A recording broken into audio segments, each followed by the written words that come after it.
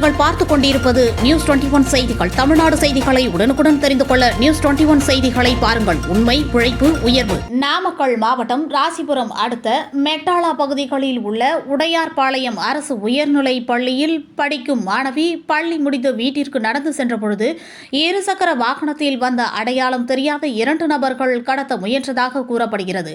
இந்நிலையில் இதை கண்ட பள்ளியின் தற்காலிக காவலாளி பச்சமுத்து பதறியடித்து மாணவியிடம் சென்று காப்பாற்ற முயற்சித்த பொழுது இருசக்கர வாகனத்தில் குடிபோதையில் வந்த வாலிபர்கள் பச்சமுத்துவை கடுமையாக தாக்கிவிட்டு தப்பி ஓடிவிட்டனர்.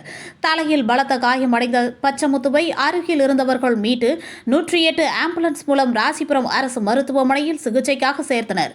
இச்சம்பவம் குறித்து ஆயில்பட்டி போலீசார் வழக்கு பதிவு செய்து விசாரணை மேற்கொண்டு வருகின்றனர். நியூஸ் 21 செய்திகளுக்காக ராசிபுரம் செய்தியாளர் ஸ்ரீனிவாசன். பள்ளிக்கூடத்தில் டெம்பரரியாக வாட்ச்மேனு பள்ளிக்கூடம் விட்டு பிள்ளைங்க வந்துச்சு. நான் மெட்டால வரத்துக்கு வந்தேன். ஒரு பிள்ளைய 2 பேர் தண்ணி போட்டுக்கிட்டு கையை பிடிச்சி இழுத்துக்கிட்டு இருந்தாங்க. அந்த பிள்ளை தூங்கிட்டு இருந்துச்சு.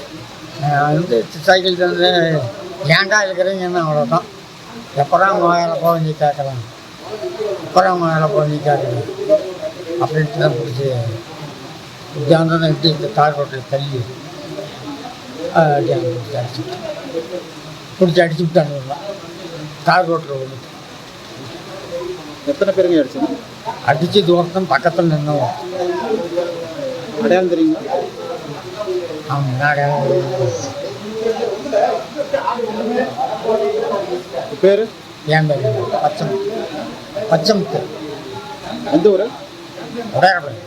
மாசாபுரம் மெட்டாலா வந்தாங்க. உடையார்பாளையம். உடையார்பாளையம்.